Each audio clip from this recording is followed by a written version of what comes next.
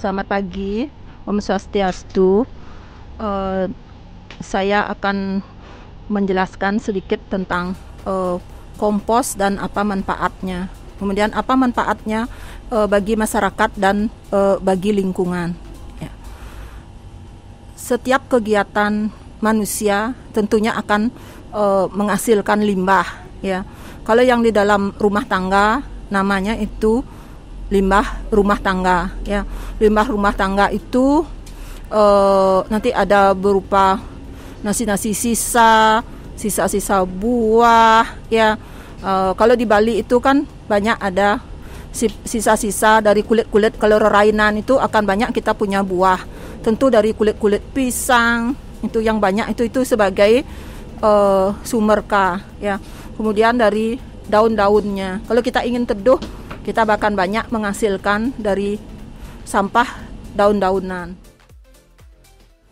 Kenapa kita apa sebenarnya itu kompos, ya?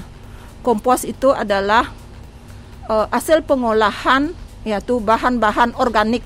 Seperti tadi bahan-bahan organik itu adalah termasuk sampah organik, ya, dari rumah tangga. Seperti nasi, daun-daunan, kulit-kulit pisang, ya. Itu yang disebut sebagai sampah organik, bahan organik. Bahan organik ini kalau dibiarkan dia akan berbau, ya, menimbulkan bau busuk, dan itu licitnya, airnya itu akan mengeluarkan gas yang sangat berbau, ya. Kompos itu adalah pengolahan bahan organik dengan memanfaatkan mikroorganisme. Di sini kita menggunakan mikroorganisme itu adalah mikroorganisme lokal, ya. Kenapa kita menggunakan mikroorganisme lokal? Yaitu masyarakat akan mudah mendapatkan, kemudian harganya otomatis akan menjadi murah, ya. Ya, kita ingin menekankan di sini bahwa pembuatan kompos itu tidak mahal, tidak susah, ya, dan murah, itu yang terpenting, ya. Lalu dengan mengetahui manfaat dari besarnya kompos itu, ayo adik-adik, ibu-ibu semua, masyarakat, marilah kita mulai membuat kompos, ya, memanfaatkan sampah itu menjadi kompos, ya. Ayo adik-adik, kita sekarang membuat kompos, ya, untuk memberikan contoh kepada masyarakat, ya, betapa mudahnya membuat kompos itu. Ayo kita sekarang. Tahap-tahap pembuatan kompos di rumah tangga.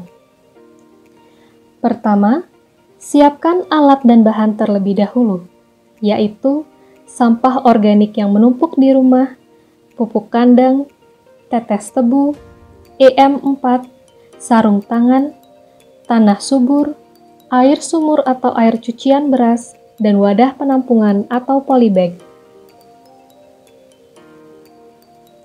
Selanjutnya, cacah sampah kering untuk memudahkan proses dekomposisi organisme. Ampas kering sebagai sumber karbon dan dedaunan sebagai sumber K. Siapkan polybag dan kemudian gunakan pisau untuk melubangi polybag tersebut. Dapat dilubangi di bagian samping untuk sirkulasi udara dan lubangi di bagian bawah agar air tidak menggenang. Campurkan sampah kering dan daun, tambahkan kotoran sapi kering, lalu aduk hingga rata.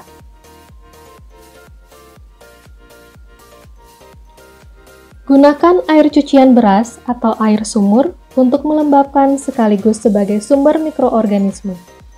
Semprot hingga basah, lalu aduk rata.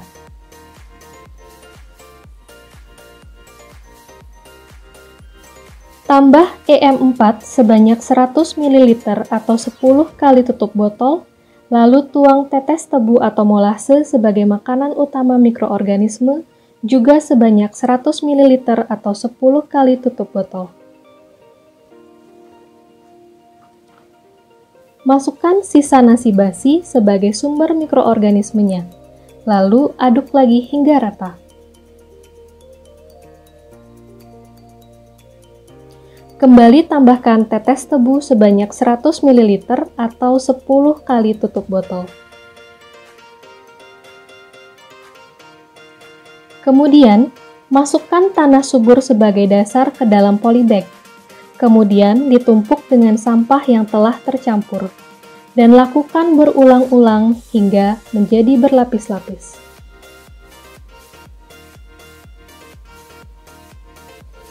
Tambahkan lagi EM4 dan tetes tebu untuk memberi sumber energi yang banyak. Setelah itu, tambahkan kembali tanah untuk menutupi sampah organik tersebut. Terakhir, tutup wadah rapat-rapat agar tidak terkontaminasi partikel lain seperti air hujan atau hewan. Untuk hasil sempurna, diamkan kompos tersebut selama kurang lebih 3 bulan. Pupuk kompos yang baik akan berciri sebagai berikut: warna coklat hingga hitam, tidak larut dalam air, dan berefek baik kepada tanah. Demikianlah cara pembuatan kompos dengan sederhana di tingkat rumah tangga. Semoga info tadi bermanfaat dan dapat dipraktekkan di rumah masing-masing. Akhir kata, kami ucapkan terima kasih.